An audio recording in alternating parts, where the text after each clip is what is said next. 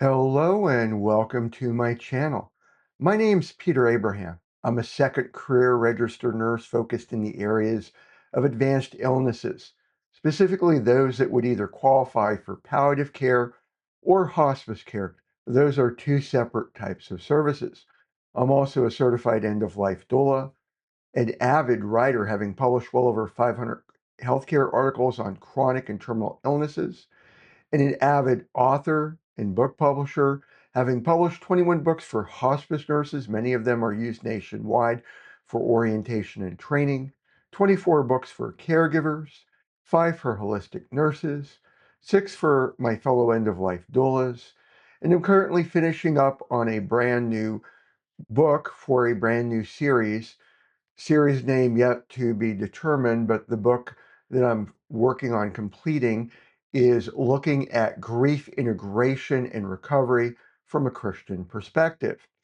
If you're new to this channel, welcome. Thank you so much for taking the time to visit. In this channel, we talk about issues related to death and dying and the journey leading there, because after all, we are all going to die. Wouldn't it be nice to know what that process looks like? I'll have videos for my fellow hospice nurses, holistic nurses, occasionally patients, caregivers, and family members, as well as fellow end-of-life professionals, most of which are my fellow end-of-life doulas. The topic for today's video is going to be for my fellow hospice nurses, talking about general inpatient, GIP for short, or sometimes referred to just simply as inpatient. Before we go to the topic of today's video, I want to ask you, what are you grateful for? As I finish up my book on grief integration and recovery, I am reminded that most of the time when we are pushed to the edge or over, depending on your point of view, it's more the smaller losses that all add up. We'll get to that later. One of these days. Or I compartmentalize, but I never really dealt with. And then eventually something happens. It might be a major, significant loss or traumatic event. There could be yet another small item that was just enough to cause a domino effect. So, in my experience of life, by building and maintaining resilience, for which to me there are 3 pillars, we talk about the third on this channel in part. It's not the topic of a video, for example. What are you grateful for?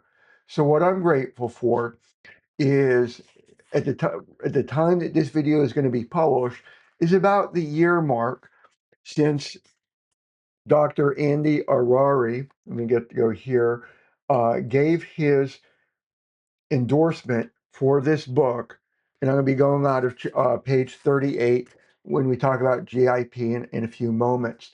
So I'm grateful for that.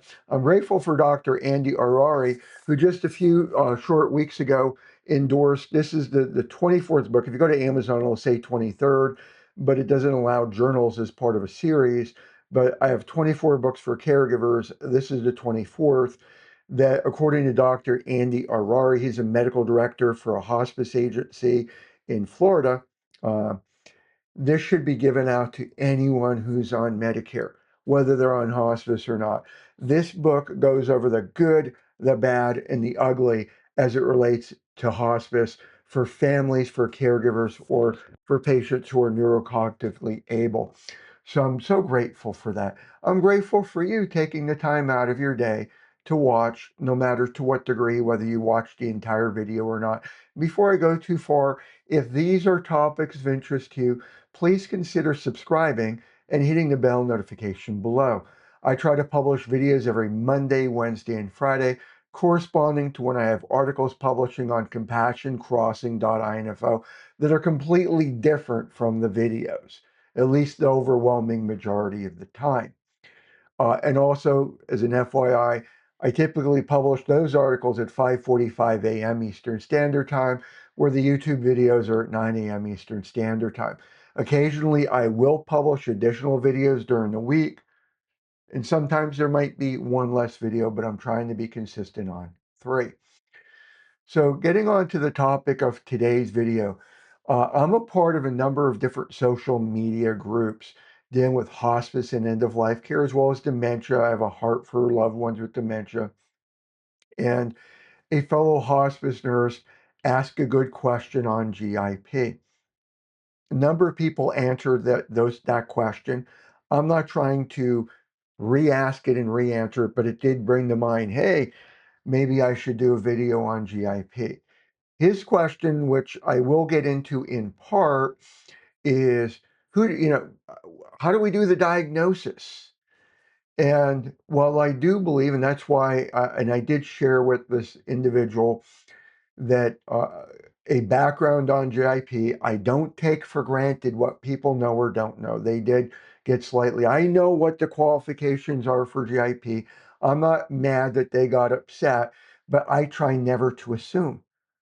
Because when I first started in hospice, I wasn't clear cut and dry on that either. It's one of those not well covered, at least at the time, for what are the requirements. And what I find, even just here, 2025, I spent some time volunteering for a local hospice agency. And the one Saturday that I was volunteering, there was a discussion among the nurses that their night shift nurse was thinking that it was okay that if somebody was actively dying, that was the only thing going on, they're actively dying, they qualify for GIP. No, no, no, no. By the way, if you believe that to be true, I'm not trying to offend you. That is not GIP. And if your hospice takes them on, oh, they're actively dying, GIP order and status, you're playing with Medicare fraud. You are literally playing with Medicare fraud. Um, I'll get into what the person was really looking at in a moment, but because of that incident, literally a couple months ago in 2025, and this was a hospice team that had many years. The years don't equate to understanding rules, laws, regulations, and so on. That doesn't, there's not an equation. Oh, you have 5 years or you have three. Five's not better than three. Three's not necessarily better than five. Who did their homework is the issue. So GIP requires unmanaged symptoms that cannot be managed in a lower level of care. And that cannot manage is not that the caregiver skipped town. It can't be caregiver threatening to commit suicide. And yes, I'm being on the extreme. It can't be caregiver burnout. It can't be a type of respite. It has to be that the patient has symptoms that can't be managed in a lower level of care. What that typically means is that medications need to be reviewed and adjusted very frequently. And so when I go to page 30, I was going to go page 38 goes over, actually it starts the eligibility on page 39, severe symptom management, documentation of need, and short term. People are not intended to go on to GIP and die. It happens. And by the way, if it happens, if they did everything right and they die, no harm, no foul. But one does not go on the GIP just because they're transitioning or just because they're actively dying or they're in the last X weeks of life. They have to have symptoms that if they were in a home environment, a personal care home, an assisted living, it's very rare for this to be in need in skilled nursing, but it can. It's where there has to be frequent titration of the medications or the use of equipment that you don't find anywhere but in a hospital setting. Maybe they need to be on a BiPAP on a very high setting, high flow. And in a home setting, even in nursing home with the oxygen concentrators, they can't do that. The other thing is it's supposed to be short term. Short term. The average length for GIP, according to Medicare, should be like 3 to 5 days. The goal is in and out, in and out.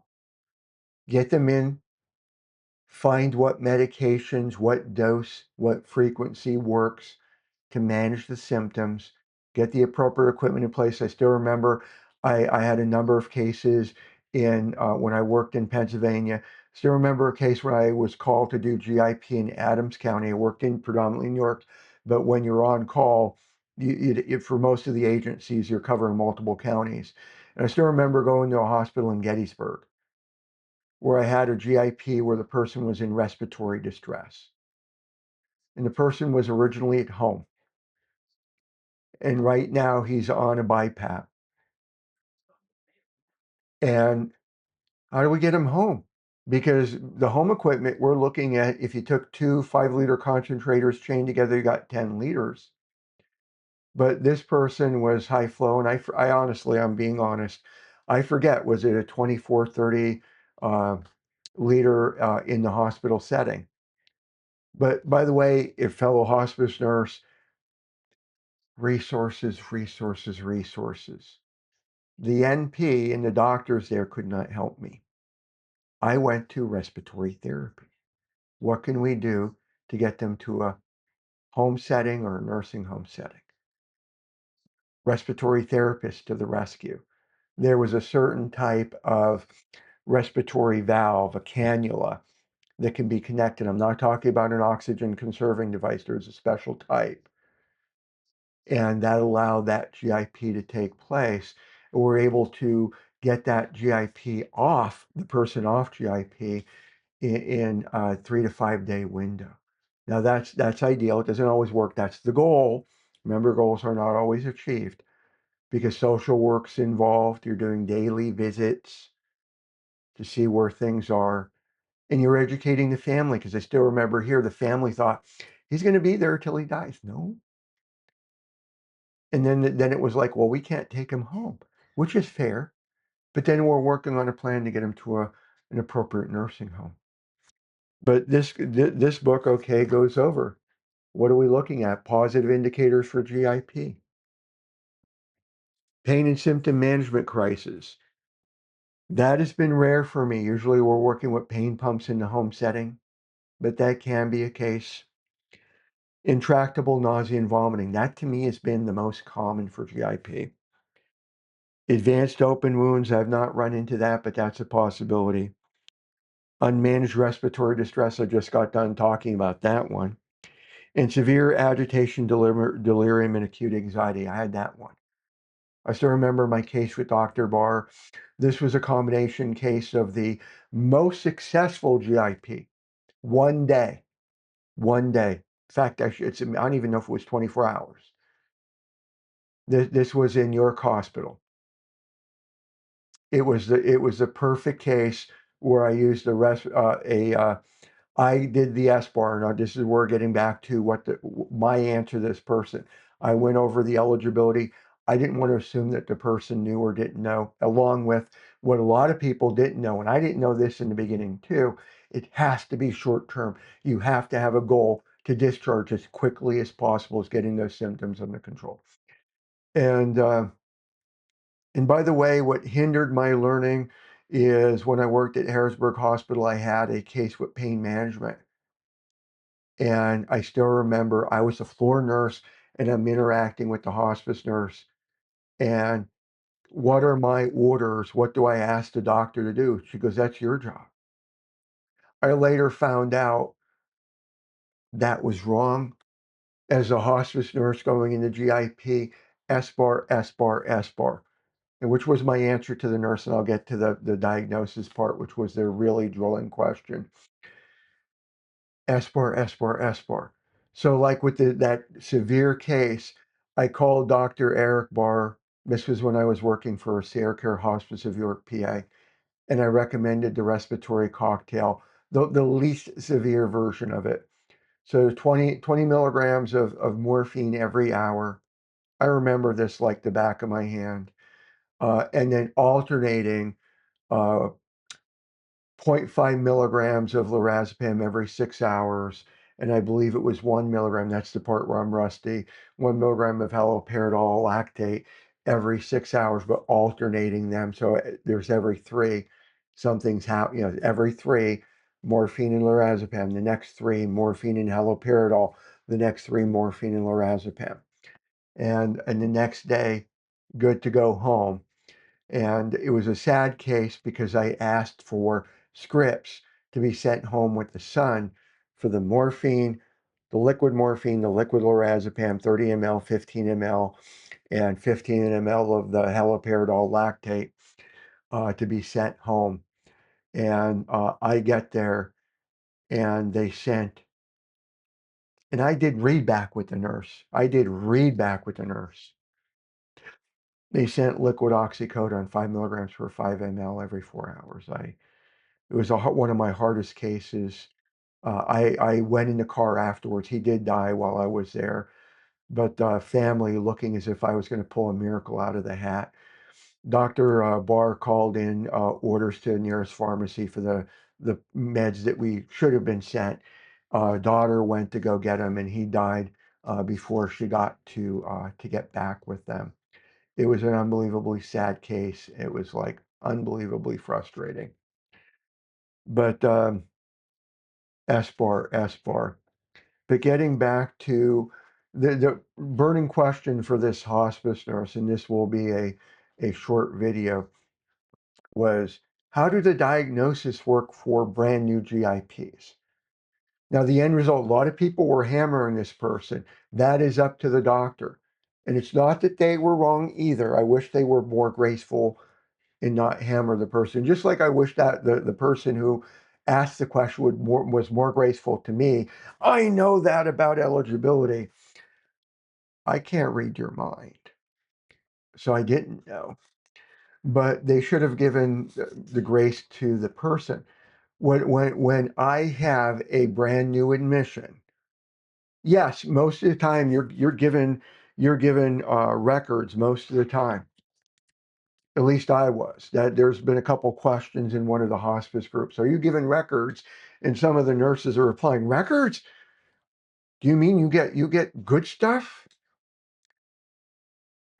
I wish we had a better healthcare system. Yes, everybody should be getting records when they're available. But granted, I've had patients that like they might be like me, haven't been to the doctor in years, and now you're in need. But we need to be able, as hospice nurses, we need to be able to do that SBAR, situation background assessment recommendation. We should be looking at for GIP, and this is what I told this person. For GIP, if we're the one doing the admission and we were not told anything, we get there, we're on site, so we do have access to the chart now. What is the leading unmanaged symptom, like in the case with respiratory distress? Okay, I'm going to talk to the doctors and nurses at the hospital. This is respiratory distress with hypoxia. And they might have, acute on chronic heart failure. Well, I'm going to lead with the respiratory distress with hypoxia. So I'm going to go with the diagnosis that's giving the unmanaged symptoms. And I'm going to ask this again using your resources, just like with Gettysburg Hospital. The doctors and the nurse practitioner was not able to help me get the person home, get him off GIP. And this was a particular case where the doctor for the hospice I was working for couldn't help me. So I went to respiratory therapy. Use your resources. If you're having, and let's say, what if they didn't know and somebody with nausea, vomiting, or pain? Go to your pharmacist. Use your resources. So here with the diagnosis, I would go, because I would hope the doctors would know and the nurse practitioners would know what what what's the symptom that's unmanaged. That should be cut dry, crystal clear. Otherwise, why would you even be considering GIP? What meds are being tried? By the way, the med will lead to a diagnosis in and of itself. Shelley Henry, the Amity Group. If you don't follow the Amity Group on Facebook, LinkedIn, TikTok, Instagram, follow the Amity Group and Shelley Henry and Adam Henry. They provide wonderful information and tips for hospice nurses. But she's like, medications will lead to a diagnosis. That's going to give you a clue. There's going to be on the chart the diagnosis. The doctors, I would hope, would be able to give a diagnosis.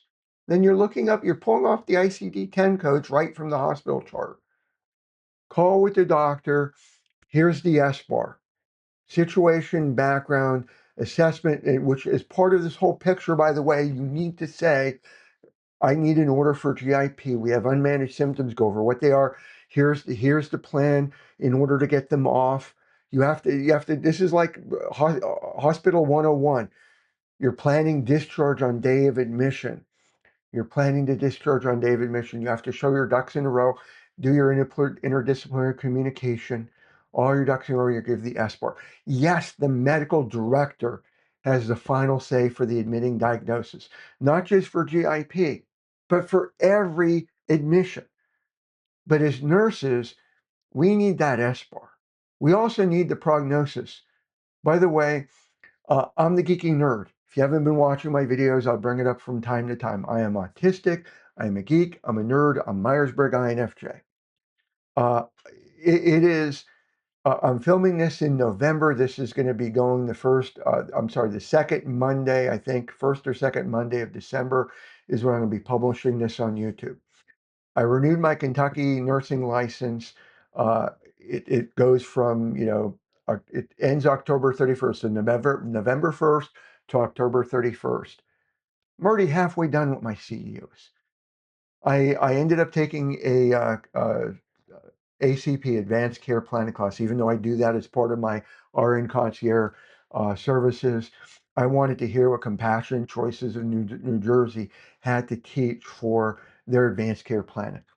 And they do a wonderful job for their $25 one credit course, which was a little bit more than one credit outside of that. But there was only one flaw in their course. They said only the doctors give the prognosis. And I say this, and this is where we're going to be ending shortly. I say this because there are hospice nurses out there that, for whatever reason, they learned in nursing school a truth that's 100% true. Nurses cannot give a medical diagnosis. That is 100% true. So they took that truth that nurses cannot give a medical diagnosis and somehow conflated it or big fished it to where they can't give a prognosis. A prognosis is not the same as a diagnosis. And a prognosis, as a hospice nurse, it's within our scope of practice. And we need to know how to give a prognosis because we are one of the backbones to hospice. Everybody's important on the field. Everybody's important on the field. CNAs are on the front line. Your social workers, your chaplains, your clinical managers, every part of your team matters, including you as a hospice nurse. Now, part of what we do is, let's put our critical thinking hats on. I'm on the landing trail, but I need to express this. I feel I need to get it across. Critical thinking cap on. Whether this be a hospital setting, long-term care setting, home health care setting. You just got done taking your patient's blood pressure. It's 87 over, I'm sorry, yeah, 87 over 40. You did it manually. And the person's asymptomatic. And if you look at the record, the person typically hangs out there and might be in the low 90s. And if you look at the record, there's not been a hypertensive issue whatsoever. And you call the doctor and you're giving a report, and the doctor says, I want you to give 10 milligrams of hydrolysine or a milligram of, I think it was not clon, I can't remember the catapress. I can't remember the other name for catapress. Are you going to just do it because you were ordered to do it, or are you going to be going, doctor? Are you, Do you have the right patient in mind? Please let that sink in. There was a child that died of a systemic failure in the past few weeks. By the time you watch it, it might be almost a month. Pharmacy didn't caught a decimal error. The nurses didn't catch a decimal error, and the doctors didn't catch a decimal error. It was a systemic failure. Everybody in that line passed the buck from one point of view or another. They wouldn't have ordered this unless, and the system would have caught it, unless we have to put our thinking caps on, and we take it off when we're not working to a degree. We have to know the prognosis for a number of different reasons. Everything from, if I'm called in to do an admission on a patient, I want to know, do I say to the doctor, this person should not be admitted? I have no evidence at all in front of me that they're going to die in 6 months or less. In fact, they might live for years. We're not robots. We're not trained serving dogs or serving pets. We are called to do critical thinking. We're a profession where we're paid to think. Part of the reason that I wrote the different books that I wrote. This is the first book that I wrote, and this is a GIP section. Mastering dementia admissions, and then mastering dementia staging to kind of help with knowing when, or mastering recertifications, care plans for hospice patients. Almost done. I'm not giving all 21 showing. Conditions of participation. Part of the reason I wrote those is to help everyone who reads it to gain, or at least give them the tools so they start critically thinking. Because even if you're on edge, I've had patients on an edge. They're a fast 6E. I think they might flip to a 7A in the first research period, first 3 months. And I've gambled on that because I'd rather them get the service. And I've been right, and I've had times when I've been wrong, and times for the fair discharge. I'd rather err on the side to benefit. But let's take it a step further. So that 6E patient where you don't know if they're going to flip to a 7A or not. So you're looking at, they have at least 6 months. They might be a year. They might not be eligible for hospice at all. What happens if the doctor, they have Lewy body dementia, or they have Parkinson's dementia, and they say give haloperidol lactate, or give a high dose of a benzodiazepine, and there are alternative medications and treatments to give? By knowing the prognosis, you can say, we could better serve our patient and have improved outcomes by switching to this versus that. That is our duty. Our duty, no matter where we are in the field of nursing, is to have appropriate patient outcomes. Appropriate patient outcomes. So I do thank you for your time. The question for this, again, with this person with GIP, is they were being asked to come up with the diagnosis. They were getting hammered that it needs to be the doctor. It does at the end. But I believe that as nurses, we always have to be in a position to give a proper SBAR. And even with the doctor, if they say this versus that, not from a challenging perspective, but from a lifelong learner perspective, say, doctor, I appreciate you so much. I was thinking this diagnosis.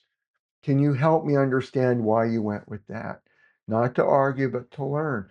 Same way when it comes with the meds.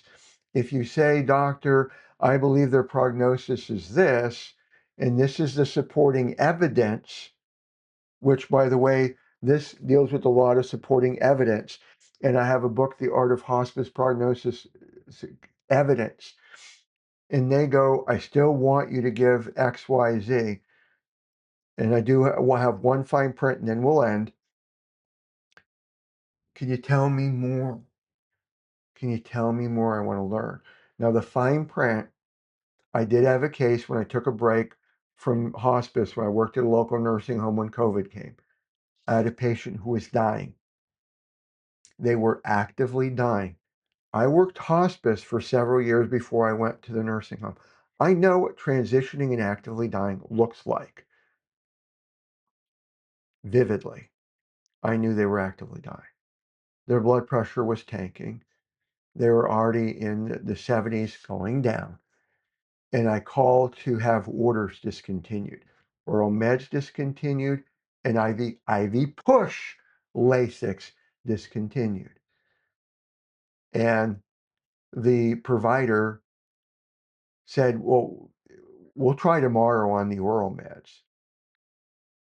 He will probably not be alive tomorrow. Can I please, didn't want to trust me for that. And then demanded that I give the IV push Lasix. And I said, if you want to come here in person and you give it, you can. I am not, this person is actively dying. I worked in hospice.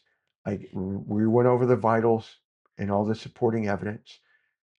If I give that Lasix, he will die. And the nurse practitioner, he has heart failure. He needs that or he's going to die. He is already dying. And I stood my ground.